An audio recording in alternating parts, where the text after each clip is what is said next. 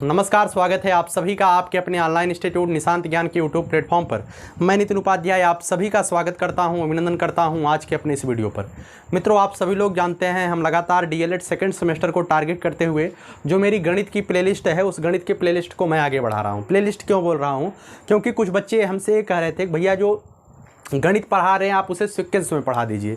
मित्रों, आप लोग अगर पहले की वीडियो नहीं देखे तो आप जाकर के जरूर देखिएगा। मैं डिस्क्रिप्शन बॉक्स में एक प्लेलिस्ट दे दूंगा ना, उसमें डीएलएड सेकंड सेमेस्टर के लगभग सभी वीडियोज आपके सामने हैं, उसे आप जरूर देखिएगा। ठीक है, लगातार सीक्वेंस से ही है। अब मैं बता दूं, अगर 8-9 वीडियो अगर मैं भगवान की कृपा रही आपके सामने मैंने डीएलएड सेकंड सेमेस्टर का स्पेशल ऑल ले लिया ना, तो निश्चित रूप से यकीन मानिएगा कि इसी में से आपके डीएलएड सेकंड सेमेस्टर में 20 से ज़्यादा नंबर आप करके आएंगे। 25 तो मैं नहीं कहता हूँ, 25 कोई नहीं कहेगा, क्योंकि अगर आपके पास एक्स्ट्रा जानकारी रहेगी तभी आप 25 ले पाएंगे। लेकिन जितना मैं पढ़ा दूंगा, अगर 8-9 वीडियो और ले लिया तो निश्चित रूप से 20 से ज़्यादा आप क्वेश्चन यहीं से करके आएंगे, है ना। तो चलिए आज की वीडियो की शुरुआत करते हैं। आज मैं जो है, कुछ बच्चे कह रहे थे भैया सीक्वेंस से नहीं पढ़ा रहे हैं। देखिए, सीक्वेंस से ही पढ़ा रहे हैं। आज हम आपके सामने अभी 3 क्लास मैंने लिया। 3 क्लास में मैंने आपको अभी जब शुरुआत किया उसमें मैंने पहले दिन आपको बताया कि जो त्रिभुज होते हैं, त्रिभुज के प्रकार होते हैं, उसकी क्षेत्रफल आपको बताया। उसके बाद दूसरे दिन चतुर्भुज के प्रकारों का क्षेत्रफल बताया। तीसरे दिन हमने जो है आपको वृत्त का क्षेत्रफल और घनाभ का आयतन वगैरह से आपसे परिचय करवाया। ठीक है ना। इकाई 11 इतनी बड़ी है। आज के डेट में हम जो है आपको क्या पढ़ाने वाले हैं, एक है त्रिभुज का क्षेत्रफल। एक ऐसे सवाल आपकी परीक्षा में एक बार पूछा गया है जब निर्देशांक दिया गया हो। निश्चित रूप से आप कक्षा 9वीं में अगर आपने गणित लिया होगा तो आप कक्षा 9वीं 10वीं में, हमारे टाइम पर था, आपके टाइम पर भी रहा होगा, तो कक्षा 9वीं 10वीं में निर्देशांक ज्यामिति का एक सवाल होता था। त्रिभुजों के जब शीर्षों के निर्देशांक दिए होते हैं तब इसकी हम कैसे निकालते हैं, क्या क्षेत्रफल कैसे निकालते हैं, अभी मैं उसे बताता हूं। बहुत ज़्यादा इसमें कुछ बताऊंगा नहीं, बस नॉर्मल जो चीज़ें आपको जाननी चाहिए वो चीज़ें मैं आपको बताऊंगा। और आज मैं जो है 5-6 सवालों का आपके सामने मैं डिस्कस करूंगा आयत और वर्ग के क्षेत्रफल के बारे में। जो रास्ते वाले क्षेत्रफल होते हैं, यकीन मानिएगा यहाँ से एक सवाल आपकी परीक्षा में 100% आएगा। या तो आयत के रास्ते का क्षेत्रफल पूछा जाएगा या वर्ग के रास्ते का क्षेत्रफल पूछा जाएगा। ऐसे सवाल आपकी परीक्षा में निश्चित रूप से आने वाले हैं, है ना। तो आप इसके लिए प्रिपेयर रहिए, मैं लगातार आपके लिए वीडियोज देने का प्रयास करूंगा। उसके पहले मैं आपसे कहना चाहूँगा, अगर आप लोग डीएलएड सेकंड सेमेस्टर में हैं और निशांत ज्ञान के ऊपर भरोसा करते हैं, अपने भाई के ऊपर भरोसा करते हैं, तो हमने जो है पेड टेलीग्राम चैनल लॉन्च किया है, आप उसे ज़रूर ज्वाइन करिए। इसके लिए डिस्क्रिप्शन बॉक्स में एक लिंक दिया गया है। कुछ बच्चे तो इतने मासूम होते हैं, आज के इस ज़माने में व्हाट्सअप, इंस्टाग्राम, फेसबुक पे लैला मजनू अगर सोना बाबू करना हो तो हर कोई हर व्यक्ति जानता है। लेकिन कुछ लोग इतने मासूम होते हैं कि उन्हें डिस्क्रिप्शन बॉक्स नहीं पता होता। भैया डिस्क्रिप्शन बॉक्स क्या होता है? भाई डिस्क्रिप्शन बॉक्स जानते हो क्या होता है? जहाँ पे हमारी वीडियो चल रही है, जहाँ पे हमारा लिखा गया है नीचे का, वो जहाँ पे टाइटल लिखा होता है उसके नीचे एक बार लगा होता है, एक वहाँ पे क्लिक करिएगा, इतना बड़ा डिस्क्रिप्शन बॉक्स खुल जाएगा। अब वहीं जब डिस्क्रिप्शन बॉक्स खुलेगा वहीं पर एक लिंक दिया रहेगा, नितिन सर के हस्तलिखित पीडीएफ नोट्स प्राप्त करने के लिए कृपया इस लिंक पर क्लिक करें। जब आप उस लिंक पर क्लिक करेंगे तो जैसे ही आप क्लिक करेंगे तो रिगी एप्लीकेशन का एक लिंक होता है, आप उस पर क्लिक करेंगे तो आपसे मोबाइल नंबर मांगेगा, OTP वेरीफाई करवाएगा। OTP जैसे ही वो वेरीफाई कर लेगा उसके बाद आपका नाम मांगेगा, आप नाम डाल दीजिए। नाम डालने के बाद आपका पेमेंट मेथड मांगेगा। आप जैसे भी, आप UPI से करते हैं, आप पेटीएम से करते हैं, गूगल पे, फोन पे, किसी भी तरीके से आप पेमेंट कर सकते हैं। 120 रुपये आप पेमेंट करिए, आप तुरंत ही टेलीग्राम चैनल में पहुंच जाएंगे। वहां पे सारे के सारे PDF एक तरीके से आपको दिए जाएंगे। ठीक है ना। लगातार आप लोगों को कमेंट आ रहे हैं भैया किस तरीके से ज्वाइन करें, तो इसी तरीके से मैं आपका समय लिया, तो इसी तरीके से आप जरूर ज्वाइन करिए। इससे आपको आने वाले समय में आप खुद देखेंगे कि मैं किस स्तर पे काम आपके लिए कर रहा हूं। निश्चित रूप से कुछ लोग कहते हैं भैया सीटेट के लिए लाइए, यूपी टेट के लिए नोट्स वगैरह लाइए या बैच वगैरह लाइए, तो निश्चित रूप से मैं करूंगा, वो चीज़ें भी करूंगा, लेकिन उसके लिए संसाधनों की ज़रूरत होती है और वो संसाधन आप लोग ही हैं। जितनी संख्या आप लोगों की लगातार बढ़ेगी उतने ही हम मजबूत होंगे और आने वाले समय में आपके लिए बेहतर करने का जो यहाँ जज्बा मेरा है निश्चित रूप से पूरा करूँगा। आइए चलिए, आपके सामने त्रिभुज के क्षेत्रफल जब निर्देशांक दिए हैं, है ना, ज्वाइन जरूर करिएगा। ये निशांत ज्ञान के हित के लिए भी है और आपके हित के लिए तो है ये हमारे भी फ्यूचर के लिए। ऐसा नहीं है मैं बकवासबाजी करूं आपका हित इसमें पूरा नहीं भाई, आपका भी हित है मेरा भी हित है, आपके हित में हमारा हित सम्मिलित है। आप नहीं है तो हम कोई कुछ नहीं है, हमारा वजूद भी कुछ नहीं है ना। यूट्यूब पर मैं इतना आगे हूं, आज 50,000 लोग हमें जानते हैं, केवल और केवल आप ही की दया दृष्टि है और कुछ नहीं। मैं बेहतर कर रहा हूं अपने इस क्षेत्र में तो बेहतर लोग हमें रिप्लाई कर रहे हैं, मैसेज कर रहे हैं, ये मुझे अच्छा लगता है। लेकिन आप लोग ही हैं जो मुझे इस स्तर पर लाके खड़ा किए हैं, आज मैं कुछ बोल पा रहा हूं, है ना। तो चलिए ज़्यादा नहीं बोलूँगा। जब निर्देशांक एक देखिए, एक त्रिभुज दिया गया है ना, एक त्रिभुज दिया गया है, त्रिभुज में ABC 3 शीर्ष होते हैं। क्या होते हैं? 3 शीर्ष होते हैं। अब शीर्षों के निर्देशांक जब आपसे दिए गए, निर्देशांक देखिए क्या होता है। जब एक समतल में 2 विमा रहती है, समतल में कितनी विमाएं होती है? 2 विमा। 2 विमा का मतलब क्या होता है? समतल में केवल आप लंबाई और चौड़ाई ज्ञात कर सकते हैं। छोड़िए, एक्स अक्ष होता है, वाई अक्ष होता है, बस इतना आप जानिए। एक्स अक्ष होता है, वाई अक्ष होता है। इसके विपरीत जो होता है इसे एक्स डैश अक्ष कहते हैं, इसे इसके नीचे वाई डैश अक्ष कहते हैं, है ना। इतना चीज़ें आप जानने का प्रयास करिए। इसमें 4 चतुर्थांश होते हैं। यहाँ से दाहिने हाथ से लिखना शुरू करते हैं। प्रथम, द्वितीय, तृतीय और चतुर्थ, ठीक है ना। इसे इस तरीके से करते हैं। अब इसमें मैं बहुत ज़्यादा नहीं बताऊंगा, है ना। यहाँ पर थोड़ा सा बता देता हूँ। जैसे जो बीच में होता है इसे हम कहते हैं मूल बिंदु। क्या बोलते हैं? इसे हम मूल बिंदु कहते हैं, है ना। मूल बिंदु के हमेशा दाहिनी तरफ, मूल बिंदु के दाहिनी तरफ जो यक्ष अक्ष होता है, यक्ष अक्ष हमेशा दाहिनी तरफ, यक्ष अक्ष इधर होगा, यक्ष डैश इधर होगा, इसके ऊपर वाई अक्ष होगा, इसके नीचे वाई डैश अक्ष होगा, है ना। मूल बिंदु से हमेशा दाहिनी तरफ जो होता है यक्ष का मान वो हमेशा प्लस होता है, और जो वाई होता है हमेशा पहले यक्ष का मान लिखते हैं तब वाई का मान लिखते हैं। इस बात को ध्यान रखिएगा, जो वाई होगा वह भी प्लस होगा। अर्थात प्रथम चतुर्थांश में यक्ष और वाई दोनों प्लस प्लस के होंगे, है ना। द्वितीय चतुर्थांश में जो यक्ष होगा मित्रों, यक्ष पहले यक्ष लिखेंगे तो यक्ष जो है डैश अक्ष की तरफ आ रहे हैं तो यक्ष जो है माइनस का होगा, और वाई कहाँ जा रहे हैं? वाई ऊपर जा रहे हैं तो वाई जो है प्लस होगा, ठीक है ना। माइनस प्लस, इतना तो आप समझ रहे हैं। यहाँ पे यक्ष भी माइनस है और वाई भी माइनस है, अर्थात तृतीय चतुर्थांश में दोनों माइनस होते हैं। चतुर्थ चतुर्थांश में क्या होता है? यक्ष जो है प्लस का होता है, वाई माइनस का होता है ना। जो यक्ष की वैल्यू होती है वो भुज होती है। क्या होती है? जो यक्ष की वैल्यू होती है, यक्ष अक्ष की वैल्यू होती है उसे हम भुज कहते हैं। जो वाई अक्ष की वैल्यू होती है उसे हम कोटि बोलते हैं, है ना। जैसे कि आपसे कहा जाए, थोड़ा सा मैं इसे मतलब कि एक तरीके से समझिए, मैं आपको निर्देश देने के लिए या यूँ कहें तो आपको थोड़ा सा बेसिक समझाने के लिए मैं ये चीज़ें बता रहा हूँ, नहीं तो मुझे बताने की इसकी कोई आवश्यकता नहीं है। इसे बंद करो, है ना। इसे कुछ हमें बताने की आवश्यकता नहीं है ना। देखिए, जो अगर आपसे कहा जाए कि 9,0, 9,3 को ऐसे तो आपके परीक्षा में नहीं पूछा जाएगा, लेकिन थोड़ा सा आप बेसिक जान लीजिए। आपसे कहा जाए 9,3 को यहाँ प्रदर्शित करिए, ग्राफ पे प्रदर्शित करिए। कैसे प्रदर्शित करेंगे? आप जो है इसी तरीके से यक्स और वाई अक्ष बना लीजिए। यहाँ यक्स है, यहाँ वाई है, यहाँ यक्स डैश है, यहाँ वाई डैश है। नीचे तक आ रहा है ना, यहाँ तक बना लीजिए। उसके बाद देख लीजिए कि कितना है, 9,3 को प्रदर्शित करना है। 9 और 3, 9 भी प्लस है, यक्स भी प्लस है। पहले यक्स आता है बाद में वाई आता है, इस बात को भी ध्यान रखिए। पहले यक्स बाद में वाई। 9 अर्थात यक्स प्लस, 3 मतलब वाई भी प्लस। अर्थात यह किस चतुर्थांश में होगा? यह प्रथम चतुर्थांश में होगा। और प्रथम चतुर्थांश में यक्स की जगह पे 1 2 3 4 5 6 7 8 9 हम यहाँ पर आते हैं, इस तरीके से चल देते हैं। यक्स अक्ष पे मैंने चल दिया, चला कि नहीं चला? अब वाई अक्ष पे कितना चलना है? वाई अक्ष पे 3 चलना है, 1 2 3। अब इसे जो है हम आपस में क्या कर देंगे? मिला देंगे। जो एक कटान बिंदु आएगा ये कितने का होगा? 9,3 का होगा, ठीक है ना। ऐसे भी आपसे सवाल पूछे जा सकते हैं। अगर ए निर्देशांक वाले सवाल आपकी बुक में दिया गया है तो निश्चित रूप से शायद ऐसे सवाल आपसे पूछ लिए जाएं। समझ में आया ना। अगर आपसे कहे कि 9,3 में यक्स अक्ष से दूरी कितनी है? 9,3 में यक्स अक्ष की दूरी कितनी? यक्स अक्ष से दूरी कितनी है? यक्स अक्ष से दूरी, जब भी यक्स अक्ष से दूरी पूछी जाएगी तो वाई का मान लिखिएगा।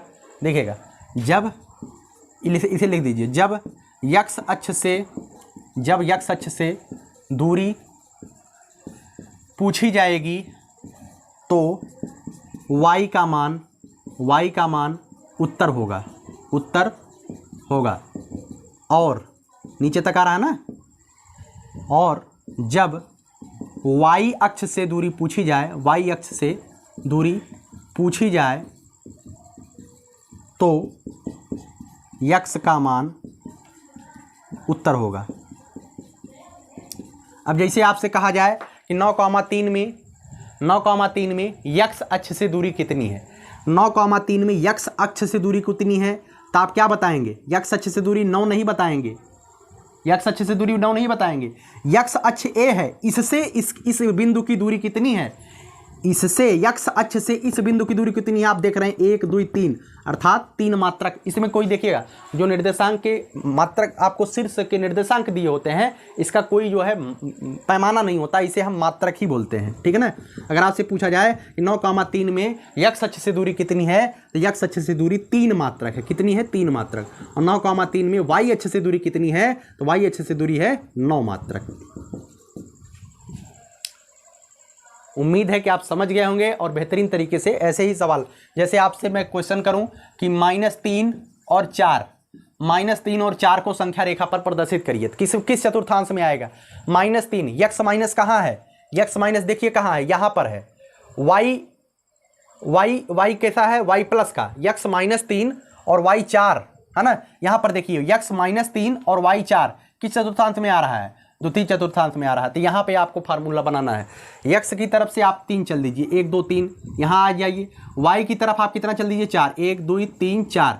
अब इसे जो है यहाँ पर मिला दीजिए, यहाँ पर जो आएगा वो आएगा -3,4। ठीक है, समझ गए कि नहीं समझ गए? अब इतना कुछ बताने का उद्देश्य मेरा क्या था? इतना कुछ बताने का उद्देश्य यही एकमात्र सवाल था, ठीक है ना।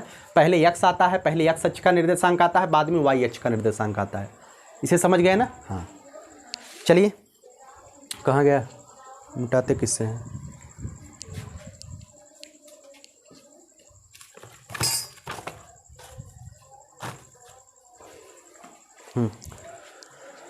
चलिए आगे मैं बता रहा हूं। अब फार्मूला है ना, जो कि आपके सवाल में दिया गया है, जिसे आपको जानना है। देखिए, जब भी त्रिभुज के निर्देशांक दिए गए हों, ठीक है ना, त्रिभुज के निर्देशांक दिए गए हों ए बी सी, ए का निर्देशांक 0 4 है, बी का निर्देशांक 0 -4 है, सी का निर्देशांक 6 0 है। आपसे कहा गया है किसका क्षेत्रफल ज्ञात करिए। तो हमेशा ध्यान रखिएगा, त्रिभुज का जो क्षेत्रफल हो, इसमें क्या होता है, इसमें ध्यान रखिए, पहला जो निर्देशांक है उसे हमेशा x1 और y1 से डिनोट करेंगे, ठीक है, x और y। अभी आपको मैंने बताया कि पहले x आता है, बाद में y आता है। अब यहाँ पे 3 निर्देशांक दिए गए हैं, तो 1 2 3 मानेंगे कि नहीं मानेंगे? एक का अगर x y मान लेंगे तो हमें थोड़ा सा ऑड लगेगा, इस वजह से x1 y1 पहले को, दूसरे को x2 y2, तीसरे को x3 y3 मान लेते हैं। x1 का मान कितना है? 0। y1 का मान कितना है? 4। x2 का मान कितना है? 0। y2 का मान कितना है? -4। x3 का मान कितना है? 6। y3 का मान कितना है? 0। ठीक है ना, इतना आप समझ गए कि नहीं समझ गए? पहले x1 y1, ऐसा मत करिएगा x1 x2 कर दें। काहे करोगे x1 x2? क्योंकि जब भी निर्देशांक रहेगा x y रहेगा, और अगर एक से अधिक निर्देशांक दिए गए हैं तो 1 2 इस तरीके से लिखिए। पहला जो निर्देशांक x1 y1, दूसरा निर्देशांक x2 y2, तीसरा निर्देशांक x3 y3 होगा, है ना। ऐसा मत करिएगा x1 x2 y2 y3 z1 z3 ना। समझ में आया ना? तो उम्मीद करता हूँ समझ गए। अब देखिए, त्रिभुज के क्षेत्रफल का एक फार्मूला होता है, इस फार्मूले को रटना है आपको। त्रिभुज के क्षेत्रफल, त्रिभुज का क्षेत्रफल जब निर्देशांक दिए गए हो तो उसका फार्मूला होता है 1/2 x1 ब्रैकेट में y2 - y3 plus x2 bracket में y3 - y1 plus x3 bracket में y1 - y2। अब कुछ लोग कहेंगे भैया ये तो हमें याद नहीं होगा। अब जब याद नहीं होगा तो याद करिए। याद कैसे होगा मैं बता रहा हूँ, याद कैसे होगा। देखिएगा 1/2 तो आपको याद हो जाएगा कि नहीं याद हो जाएगा? भैया याद हो जाएगा। अब यहाँ देखिए, पहले x1 है, फिर प्लस x2 है, फिर प्लस x3 है। इतना याद है कि नहीं? पहले x1 फिर x2 फिर x3। अब अगर नहीं याद होता 2-3 बार आप लिख लीजिएगा। मैं थोड़ा सा आपको याद कराने का प्रयास करता हूँ, शायद मैं इस प्रयास में सफल हो जाऊँ, है ना। यहाँ पे x1, यहाँ पे x2, यहाँ पे x3 लिख दीजिए, ठीक। अब यहाँ पे देख लीजिए, x1 के बाद 1 के बाद अंदर हमेशा y आपको लिखना है। ब्रैकेट के अंदर जो ब्रैकेट आएगा वहाँ पे y आपको लिखना है। x1 के बाद 1 के बाद क्या आता है? 2, 2 के बाद क्या आता है? 3 हो गया। 1 के बाद क्या आता है? 2, 2 के बाद क्या आता है? 3, बवाल खत्म। जब भी यहां पे बीच में होगा माइनस रहेगा, x1 ब्रैकेट में y2 माइनस y3, बीच में हमेशा तीनों जगह माइनस माइनस है, और यहां पर x1 x2 x3 के पहले हमेशा प्लस है, बस इस बात को ध्यान रखिए। अब यहां पर आपने क्या लिखा x2, अब x2 के बाद कौन सी गिनती आती है, 2 के बाद क्या आएगा, 2 के बाद एक तो आएगा नहीं, 2 के बाद 3 आएगा, 3 लिख दीजिए, है ना। अब 3 के बाद क्या आएगा, साइकिल जब चलेगी 2 के बाद 3, 3 के बाद कुछ है ये नहीं, फिर एक आ जाएगा, तो 2 3 1 x2 ब्रैकेट में y3 माइनस y1, यहां पे क्या लिखा गया है x3, उसके बाद x3 के बाद y1 माइनस y2, क्योंकि 3 के बाद कौन सी साइकिल की क्रम आएगी, एक आएगा फिर 2 आएगा, तो x3 ब्रैकेट में y1 माइनस y2, है ना। आपको एक बार नहीं याद होता है, दोबारा से वीडियो को पॉज करिएगा, हमें उल्टा कर लीजिएगा, हम फिर से वही बोलते प्रतीत होंगे, है ना। यही फायदा है डिजिटलाइजेशन का। आप जितनी बार हमें बुलाना चाहते हैं बुला लीजिए, और हमें जो है 2 की स्पीड पे धड़ धड़ बुलाइए, हम बोलेंगे, यही होता है ऑनलाइन में। पीछे कर लीजिएगा, दोबारा से नहीं बताएंगे। 1/2 x1 ब्रैकेट में y2 minus y3 plus x2 bracket में y3 minus y1 plus x3 bracket में y1 माइनस y2, है ना। अब इसका मान रख दीजिए, बस मान रख दीजिए, आपके सामने उत्तर है। x1 का मान कितना है 0, ब्रैकेट में y2 का मान कितना है -4, माइनस y3 का मान कितना है 0, प्लस x2 का मान कितना है 0, ब्रैकेट में y3 का मान कितना है 0। ये देख लीजिएगा, ऐसा यहां पर इसी वजह से मैंने लिखा है, आप आराम से देख देख के लिखिएगा। y3 का मान 0, y1 का मान कितना है, यहां से 4 प्लस x3 का मान कितना है 6, y1 का मान कितना है भैया 4, y2 का मान कितना है भैया -4 है। अब यहां पे थोड़ा सा दिमाग लगाइएगा, ई माइनस पहले है और y2 का मान -4 है, ई माइनस पहले से है और y2 का मान -4 है ना, y2 का मान -4 है। ई माइनस और माइनस आपस में मिल जाएंगे, क्योंकि इनका कुंडली मिल रहा है, जब कुंडली मिल रहा है तो आपस में जो है मिलाप कर लेंगे, है ना। इनका नंबर वगैरह एक्सचेंज हो जाएगा, अपना काम करेंगे, तो माइनस माइनस जब हो जाएगा तो हमेशा प्लस हो जाएंगे लोग, ठीक है ना, धनात्मक वृद्धि कर देंगे, है ना, समझ लीजिएगा। चलिए, उम्मीद है समझ गए होंगे। 1/2, अब देखिए 0 है, 0 का अंतर, 0 किसी भी संख्या के साथ गुणा में है तो उसका मान हमेशा 0 आता है। अभी 0 है, एक संख्या -4 -0 है, एक संख्या तो है, अगर कोई संख्या ब्रैकेट में है तो मान लीजिए उस संख्या है। अब जिसे लिखा गया 4 -5, एक संख्या लिखा गया है, भले ही इसका मान -1 आए, लेकिन यह एक संख्या है क्योंकि ब्रैकेट के अंदर बंद है। अब इसमें 0 से गुणा कर देंगे, अब या तो इसमें डायरेक्ट आप कह दीजिए 0 आएगा, या तो 4 में से -5 घटा दीजिए, -1 गुणे 0 करेंगे तब भी 0 आएगा, कोई दिक्कत।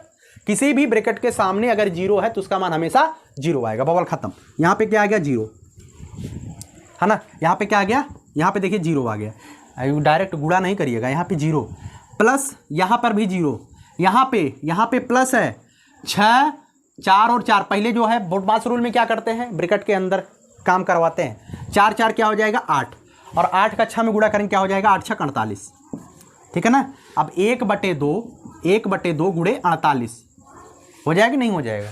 अब काट दीजिए, 2 का काटेंगे, 2 24 48 बराबर 24 मात्रक। बस एक सवाल लगवाने में मुझे इतना टाइम लगा, हो सकता है 10 मिनट हो जाए, 12 मिनट हो जाए, 15 मिनट हो जाए, मुझे उससे कोई मतलब नहीं है, लेकिन मैंने किस हद तक मैं सफल रहा आपको बताने में आप ज़रूर बताइएगा, ठीक है। इस तरीके से आपको जो है सवाल लगाने हैं, और निश्चित रूप से मुझे लगता है कि आप ये सवाल ज़रूर लगा ले जाएंगे, है ना। और अच्छा एक चीज़ बताइए, इसका उत्तर क्या लिखेंगे, 24 मात्रक लिखेंगे क्या। कभी भी क्षेत्रफल का मात्रक जो होता है हमेशा वर्ग में लिखिएगा, इस बात को ध्यान रखिएगा। डीएलएड में यहाँ भी पूरा क्वेश्चन काट सकते हैं, जीरो कर सकते हैं आपको, क्योंकि वहाँ ऐसा ही सवाल, वहाँ पे जो पेपर जांचते हैं, मैं आपको अंदर की बात बताता हूँ, वहाँ पे जो पेपर जांचने जाते हैं ना, वो बहुत बड़े विद्वान नहीं होते हैं, वो ऐसे ही होते हैं, है ना। बगल में जो है आपके सीरीज वगैरह की, आपके बुक वगैरह की, यूट्यूब वगैरह जो अच्छे टीचर हैं उनका नोट्स वगैरह बगल में छाप के लिए रहते हैं, वही देख करके आपका पेपर जांचते हैं। देख लिए 24 वर्ग मात्रक, हमेशा वर्ग मात्रक उत्तर लिखिएगा, 24 वर्ग मात्रक इस तरीके से। अब वो देख लिए 24 मात्रक लिखा है लड़का, 0, ये तो गुरुजी 24 वर्ग मात्रक हमको दे के दिए हैं जांचने के लिए, गलत, बराबर 0 कर देंगे, है ना। आप इसका छोटी छोटी बातों का ध्यान रखिएगा तो आपको कोई दिक्कत नहीं होगी, ठीक है ना। चलिए, अब आगे जो है आपके रास्ते वाले जो क्वेश्चन है, रास्ते वाले क्वेश्चन मैं करा देता हूं। अच्छा, 2-3 क्वेश्चन मैं आपको प्रैक्टिस के लिए दे देता हूं, आप प्रैक्टिस जरूर करिएगा, है ना। प्रैक्टिस आप जरूर करिएगा, बिना प्रैक्टिस के आपको गणित नहीं आएगी, कसम से प्रैक्टिस आप जरूर करिएगा। 0,3, 3,5 और 7,0 ये त्रिभुज का निर्देशांक है, आपको क्षेत्रफल निकालना। एक सवाल हो गया। दूसरा सवाल लिखिएगा 0,-7, 0,8 और 3,5 इसका आपको दोनों का क्षेत्रफल निकालना। आप जरूर निकालिएगा। निकाल करके उत्तर जो है कमेंट बॉक्स में बताइएगा। उसी तरीके से जैसे मैंने बताया वैसे ही आपको सेम उत्तर देना है ना। चलिए, अब उम्मीद है कि निर्देशांक वाला अगर एक को सवाल आएगा तो हमारे जितने भी बच्चे हैं, जितने भी हमसे पढ़ने वाले हैं, खा जाएंगे फाड़ करके, है ना। खा जाएंगे कि नहीं खा जाएंगे बताइए। अच्छा, लाइव तो चलता नहीं, कैसे बताएंगे खा जाएंगे, है ना। चलिए, बाद में धीरे धीरे व्यवस्था करेंगे, लाइव भी चलाएंगे। लाइव पढ़ाने में वास्तव मुझे बहुत आनंद आता है ना। लेकिन कुछ समस्याएं हैं, धीरे धीरे उभर जाएंगे, उससे भी उभरेंगे, है ना। चलिए, अब आपके सामने जो है हम सवाल रखते हैं, जो सवाल शायद बेहतर हो आपके लिए। एक सवाल है, एक सवाल क्या है, एक आयताकार मैदान का क्षेत्रफल 0.5 हेक्टेयर है। एक आयताकार मैदान का क्षेत्रफल क्या दिया गया है? आयत का क्षेत्रफल। आयताकार मैदान मतलब आयत का क्षेत्रफल। आयत का क्षेत्रफल कितना दिया है? 0.5 हेक्टेयर। 0.5 हेक्टेयर, ठीक है ना। यदि एक मीटर की एक मैदान की यदि एक मैदान की एक भुजा 125 मीटर है, यदि एक भुजा 125 मीटर है, तो दूसरी भुजा क्या होगी? आपसे एक क्वेश्चन पूछा गया है 2016 में द्वितीय सेमेस्टर में क्वेश्चन पूछा गया था। अब क्या आप इसे लगा पाएंगे? कुछ लोग तो बत्ती गुल हो गई होगी, क्योंकि क्षेत्रफलवा हेक्टेयर में दे दिया है। अब वो हेक्टेयर के मीटर में बदलना जानते नहीं हैं, तो लिख लीजिएगा 1 हेक्टेयर बराबर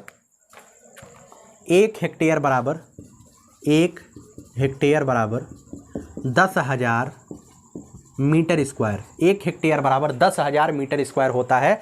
आप इसे रट लीजिएगा, ठीक है ना। 1 एकड़ बराबर 10,000 मीटर स्क्वायर होता है। आप इसे रट लीजिएगा, क्योंकि क्षेत्रफल से ऐसे सवाल पूछे जा सकते हैं, ठीक है ना। अब 1 हेक्टेयर में इतना होता है, 0.5 हेक्टेयर में कितना होगा? तो 0.5 से इसका गुणा कर दे। 10,000 गुणे 0.5 इतना मीटर स्क्वायर होगा। अब इसे आप गुणा करेंगे तो कितना आएगा? 10,000 का 5 में गुणा करेंगे तो आ जाएगा 5,000, 50,000 आ जाएगा। 50,000 आएगा कि नहीं आएगा? लेकिन एक अंक पे दशमलव, तो एक अंक पे दशमलव लगा दीजिए, इतना मीटर स्क्वायर, ठीक है ना। तो इसका मतलब कितना आ गया? 5,000 मीटर स्क्वायर। इसका क्षेत्रफल कितना आ गया? 5,000 मीटर स्क्वायर। अब आप जानते हैं भैया, क्या जानते हैं कि आयत का क्षेत्रफल बराबर लंबाई गुणे चौड़ाई। एक ठी भुजा दिया गया 125, हम मानते हैं उसका एक भुजा 125 है, लंबाई 125 है, चौड़ाई हमें ज्ञात करनी है, और उसका क्षेत्रफल हमको पता चल गया कितना? 5,000 मीटर स्क्वायर, ठीक है ना। तो 5,000 बराबर 125 गुणे यक्स का मान आपको निकालना है। यक्स किस में है? गुणा में। गुणा वाली संख्या बराबर के दूसरी ओर बटे में जाती है, तो यक्स बराबर क्या हो जाएगा? 5,000 बटे 125। ये जो मैं बोलता हूँ, गुणा वाली संख्या बराबर के दूसरी ओर बटे में जाती है और बटे वाली संख्या बराबर के दूसरी ओर भाग में जाती है। हमारे एक गुरुजी थे, वो जब मैं कक्षा 9वीं में पढ़ता था, हम उनसे पढ़ते थे, है ना। तो ये चीज़ बहुत ज़्यादा प्रयोग करते थे। एक यह भी कहते थे, यहाँ वर्ग बीच में माइनस, एक बार जोड़ देंगे एक बार घटा देंगे, ऐसा वो बोलते थे, है ना। तो हमें आज तक याद है और हमें मृत्यु पर्यंत ये चीज़ें याद रहेंगी, क्योंकि वो समय ऐसा था कि जो चीज़ आप उस समय फूल की कली होते हैं, आपको जो चीज़ जिस चीज़ में ढाल दिया गया वो निश्चित रूप से आपको याद रहेगा। इसी वजह से मैं भी कहता हूँ कि यहाँ गुणा वाली संख्या बराबर की दूसरी ओर बट्टे में जाती है, समझाने के लिए, है ना। तो भाग कर दीजिए, 25 पंचे 125, 25 दूना 50, 200। अब काट दीजिए, 5 चौका 20, 0। एक भुजा कितनी आ जाएगी? 40 मीटर आ जाएगी, ठीक है ना। तो उम्मीद है कि आप समझ गए होंगे, यहाँ पे कोई दिक्कत आपको नहीं होनी चाहिए। चलिए, ये सवाल मुझे लगा कि ये बताने लायक है, इस वजह से मैं बता रहा हूं, और निश्चित रूप से आप ये सवाल जरूर लगाइएगा, ठीक है। चलिए, अब आपके सामने जो वो वाले सवाल है ना जिसके लिए मैं आया हूँ यहाँ पे, उसे मैं बता देता हूँ आपके सामने। ये 2020 में आया हुआ सवाल है सेकंड सेमेस्टर में। एक वर्गाकार मैदान की एक भुजा 28 मीटर है। एक वर्गाकार मैदान है, इसकी एक भुजा 28 मीटर है।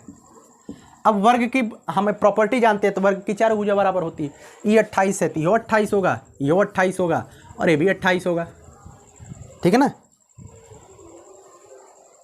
ठीक। यदि मैदान के अंदर चारों ओर 2 मीटर चौड़ा रास्ता हो, ध्यान रखिएगा, मैदान के अंदर दिया गया है, क्या दिया गया है, अब इसे हम 28 ऊपर लिख देते हैं भैया आपको बताने के लिए, नहीं तो आप समझेंगे नहीं। चलिए ये 28 मीटर 28 मीटर। अब इसके अंदर जो है 2 मीटर चौड़ा रास्ता है, अर्थात ये जो रास्ता है ना, ये रास्ता कितना है, 2 मीटर। इसके अंदर ये रास्ता है 2 मीटर। आपसे क्या पूछा गया है, आपसे पूछा गया है भैया का, बताइए आपसे क्या पूछा गया, आपसे पूछा गया है कि भाई बताइए यार, रास्ता पैदल चलने शेष मैदान का क्षेत्रफल बताइए। भाई क्या बताना है, शेष मैदान का क्षेत्रफल बताना है, मतलब ये आपको बताना है, इसका क्षेत्रफल आपको बताना है। बताएंगे नहीं बताएंगे, आप लोग तो ज़रूर बता ले जाएंगे, क्यों, क्योंकि आप पढ़े लिखे हैं। अब पहले बताइए, अगर हम इसका क्षेत्रफल बड़के वाले का क्षेत्रफल निकाल लें, है ना, बड़के वाले का क्षेत्रफल निकाल लें, चलिए निकाल लेते हैं। बड़के वाले का क्षेत्रफल क्या होगा, 28 गुणे 28, गुणा कर लीजिए। जब गुणा करेंगे कितना आएगा भाई, 28।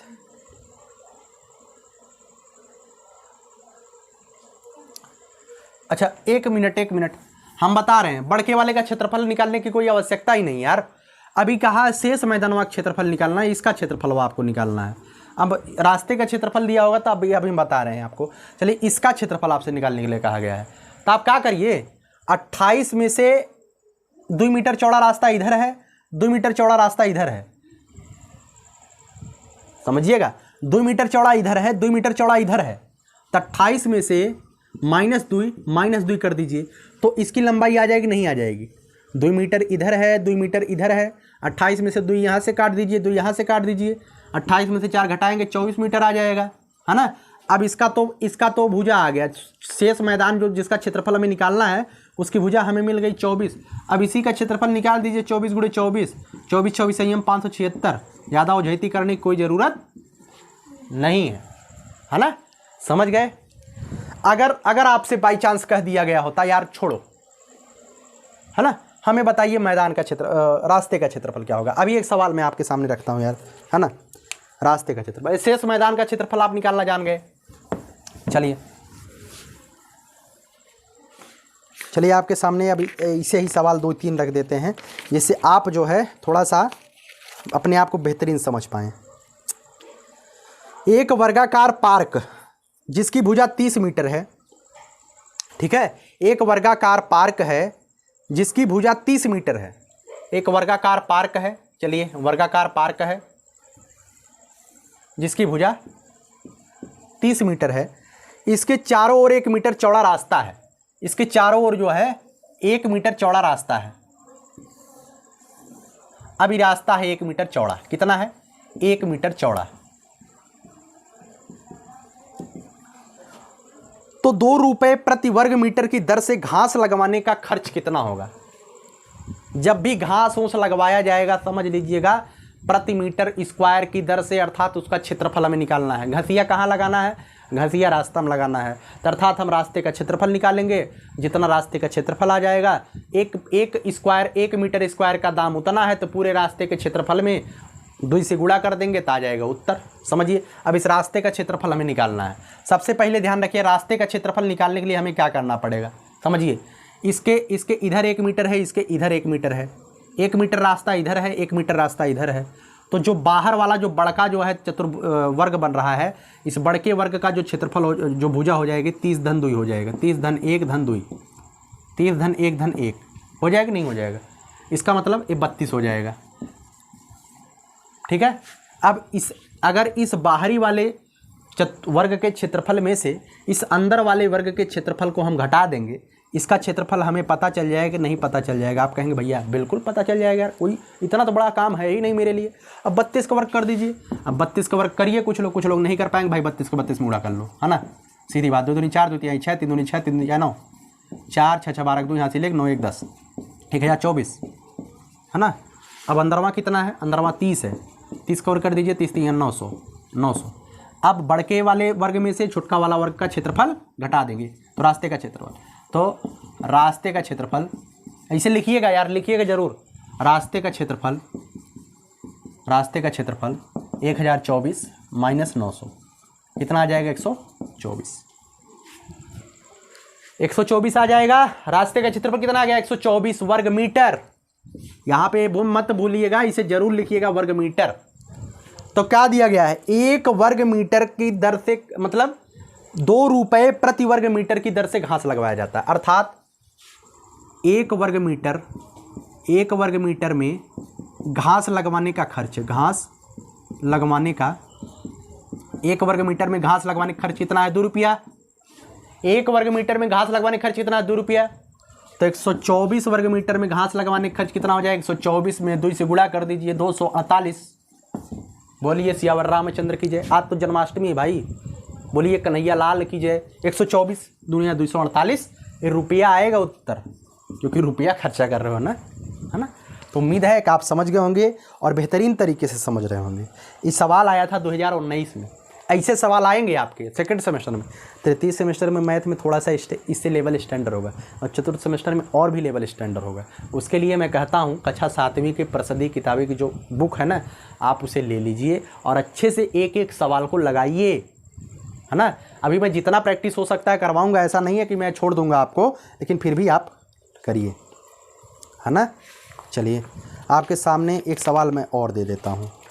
हाँ, एक सवाल था भाई, ये सवाल थोड़ा सा कॉम्प्लिकेटेड आपको लग सकता है, लेकिन इसी सवाल के साथ मैं वीडियो को समाप्त करूंगा, है ना। एक सवाल मैं आपके सामने और रखता हूं।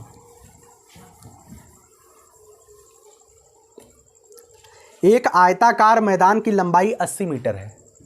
एक आयताकार मैदान है। ये मैदान कैसा आयताकार है? आयत वर्ग तो जानते हैं, आयत वर्ग तो जानते हैं, मैंने पढ़ा दिया भाई। एक आयताकार मैदान की लंबाई 80 मीटर है, दे दिया, लिख दिया भाई। इसकी चौड़ाई 60 मीटर है, यह भी भाई मैंने लिख दिया। चल आगे बोल, है ना। सवाल को इसे कहिए भाई, आगे बोल क्या करना है।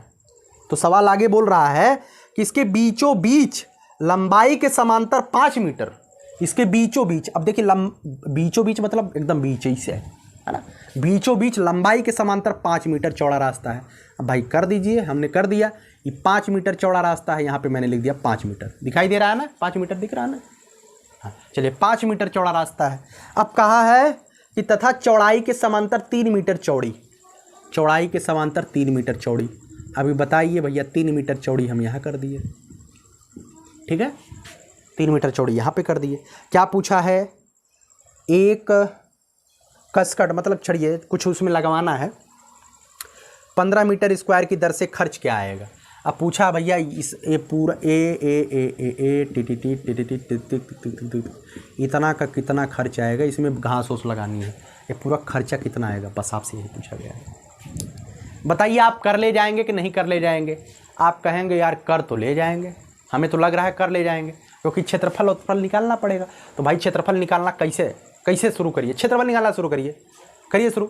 देखिए मैं आपसे कहूँ, ये बताइए पूरे क्षेत्रफल कितना होगा।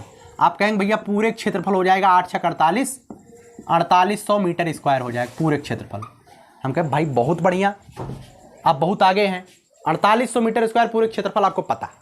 अब मैं कहूँगा यार, क्या पूछूंगा मैं पूछूंगा एक चीज़ बताइए, 4800 मीटर तो आप कर लिए, ये बताइए इसका क्षेत्रफल कितना होगा, इसका इतने का क्षेत्रफल।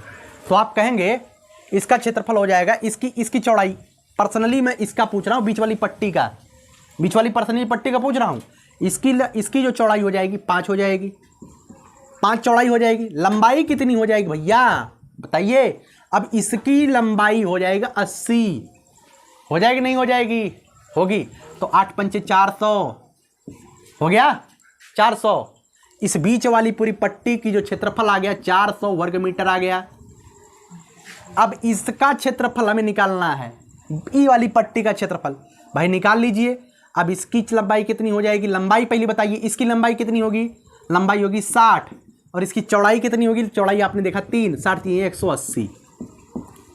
180 वर्ग मीटर। अब भाई हम कहेंगे यार बताओ सड़क का क्षेत्रफल आपको पता चलेगा, नहीं चल गया? आप कहेंगे यार अभी तो आपने निकाला, ये बड़की पट्टी है छुटकी पट्टी है दोनों जोड़ देंगे आ जाएगा उत्तर। मैं कहूँगा एक ठीक गलती आप कर रहे हैं। गलती कौन सी है? जब आप इसका क्षेत्रफल निकाल रहे हैं इस पट्टी का, तब भी इसका क्षेत्रफल निकाल रहे हैं, और जब इस पट्टी का निकाल रहे हैं तब भी इस बिचवा में जो कट गया है इतना सा जो चौड़ा हुआ है उसको 2 बार आपने जोड़ लिया। 2 बार अगर आपने जोड़ लिया तो एक बार निकाल दो यार, कौन सी बड़ी बात है, निकाल दो, निकाल दीजिए। ये कितनी है भैया, ये कितनी है, इसकी चौड़ाई, इस इतने की बात मैं कर रहा हूं, इसकी चौड़ाई कितनी है? आप कहेंगे 3। इसकी चौड़ाई कितनी मैं कहूंगा, आप कहेंगे 3, और इसकी लंबाई कितनी है ए, आप कहेंगे 5। ठीक है, 3 पचे 15 वर्ग मीटर। अभी 15 वर्ग मीटरवा जो है हमने 2 बार इसमें जोड़ लिया था, जोड़ लिया था कि नहीं जोड़ा था, जोड़ लिया था। अब इसको जोड़ दीजिए, 400 धन 180 जोड़ेंगे तो पूरा जोड़ेंगे तो 580 है ना, लेकिन ये जो 15 था हमने एक बार एक्स्ट्रा इसमें जोड़ दिया था, तो 15 आप इसमें से घटा दीजिए। 10 में से 5 गया 5, 8 में से 7 में से 1 गया 6, 5, 565 वर्ग मीटर। अच्छा आप कहेंगे यार एक चीज़ बताइए कि हम तो यार 8 छक्का 4800 मीटर का कोई वैल्यू नहीं समझ में आया, काहे हम इसे निकाले? भाई ऐसे ही मैंने आपको बता दिए, इसकी कोई आवश्यकता नहीं थी, है ना, केवल मैं आपको बताने के लिए बताया। अब आपको क्या मिल गया, आपको ये जो 565 मिल गया ना, ये मिल गया आपको इस पट्टी वट्टिया की क्षेत्रफल, एकदम सेफ मिल गया। अब आपको इसमें कहा है कि 15 मीटर स्क्वायर की दर से मस्कट बिछाया जाता है, टाट वगैरह बिछवाया जाता है 15 मीटर स्क्वायर, अर्थात 1 वर्ग मीटर में 1 वर्ग मीटर का खर्चा, 1 वर्ग मीटर का खर्चा 15 कितना है भैया, कितना है रुपये 15, हाँ 15 रुपया है ना, 15 रुपये। तो 565 वर्ग मीटर खर्च कितना होगा, 565 गुणे 15 मार दीजिए। अच्छा कभी कभी 65 बोल देते हैं, कभी कभी कितना बोल देते हैं। एक लड़का कह रहा था भैया कानपुर वाले हैं क्या? नहीं यार हम कानपुर के नहीं हैं, हम सुल्तानपुर के हैं, है ना, पूर्वांचल के एरिया का है, हम अवधी बोलते हैं। लेकिन कभी कभी आप लोगों के प्रेम की वजह से मैं इधर उधर बहक जाता हूं, तो उसे समझिएगा, क्योंकि आप ही के बीच का भाई हूं तो बोल देता हूं। 15 पचे 75 5 हासिल 7, 15 छक्का 90 7 97 7 हासिल 9, और 15 पचे 75 और 9 कितना होगा, 75 9 84 होगा नहीं होगा? हाँ भैया होगा, 8475 रुपया। समझ में आया ना? उम्मीद है कि मैंने 3-4 सवाल मैंने आपको बताया, वीडियो बहुत ज़्यादा लंबी हो जाती है, उससे आपको टेंशन नहीं लेनी है, और आप प्रैक्टिस ज़रूर करिएगा, है ना। आपके सामने मैं सवाल रख देता हूँ यार, है ना। कुछ बच्चे कहते हैं भैया सवाल मैं समझ नहीं पाता हूँ, मुझे सवाल कहाँ से लगाने हैं। मैं आपके सामने जो है, चलिए मैं आपके सामने 21 और एक सवाल, हाँ 21 और 23, मैं आपके सामने 21 और 23 है ना, 2 सवाल दे देता हूं, और उम्मीद है कि दोनों सवाल आप लगा ले जाएंगे, है ना। 21 और 23 मैं आपको देता हूं और आप लगाइएगा ज़रूर, है ना। और अभी आज श्री कृष्ण जन्माष्टमी है। मैं जब शुरुआत का वीडियो किया तो मैंने आपको बधाई वगैरह नहीं दिया। भगवान श्री कृष्ण आपके लिए क्या करें, आपके लिए बेहतर करें, बेहतर जीवन बनाएं, और आप बेहतर करने का प्रयास करें, है ना। श्री कृष्ण जन्माष्टमी के अवसर पर मैं आप सभी को शुभकामनाएं देता हूं कि आज के दिन आप जो है मतलब कि जब जागो तभी सवेरा है। आप किसी भी दिन को अपने लिए स्पेशल बना सकते हैं, उस दिन से आप शुरुआत करिए और अपनी मंजिल तक पहुंचने का प्रयास करिए। भगवान श्री कृष्ण आपको सद्बुद्धि दें और आपको जो है वह मतलब कि कृपा प्रदान करे कि जिससे आप जिस ऊंचाई तक पहुंचना चाहते हैं उस ऊंचाई तक आप पहुंच जाएं, है ना। उसमें हमारा जो योगदान हो सकता है मैं अपनी तरफ से पूरा योगदान दूंगा, है ना। सारा जग है प्रेरणा, प्रभाव सिर्फ राम है। ये यूट्यूब पर एक गीत है, आप सुन सकते हैं। अमन अक्षर जी का है कि अमित अक्षर जी का है, बहुत अच्छा है। सारा जग है प्रेरणा, प्रभाव सिर्फ राम है, भाव सूचियाँ बहुत है, भाव सिर्फ राम है। वास्तविकता यही है कि हम और आप जो है बिलबिला रहे हैं, इधर उधर दौड़ रहे हैं, है ना। सब कुछ निश्चित है, वही चल रहा है, होने वाला है, लेकिन हम अपने कर्म पर कभी पीछे नहीं हटेंगे। कर्मयोगी बनिए, लगातार प्रयास करिए, प्रयास ही एकमात्र विकल्प है और कुछ नहीं। आपके जीवन में जब तक प्रयास चलता रहेगा तब तक आप नाम करते रहेंगे, तब तक आप नाम करते रहेंगे, और हमेशा प्रयास प्रयास प्रयास। आपको कुछ भी मिल जाए रुकना है ही नहीं, है ना। चलिए, उम्मीद करता हूँ वीडियो पसंद आई है तो सब्सक्रिप्शन जरूर लीजिएगा अगर आप लोग डीएलएड में बेहतर करना चाहते हैं, ठीक है ना। और निशांत ज्ञान के सहयोग जरूर करिएगा एक सब्सक्रिप्शन लेकर के। अंत में अपनी लाइन बोल करके इस वीडियो को समाप्त करूँगा। यही जज्बा रहा तो मुश्किलों का हल भी निकलेगा, जमी बंजर हुई तो क्या वहीं से जल भी निकलेगा। न हो मायूस न घबराए इस अंधेरे से मेरे साथी, इन्हीं रातों के दामन से सुनहरा कल भी निकलेगा।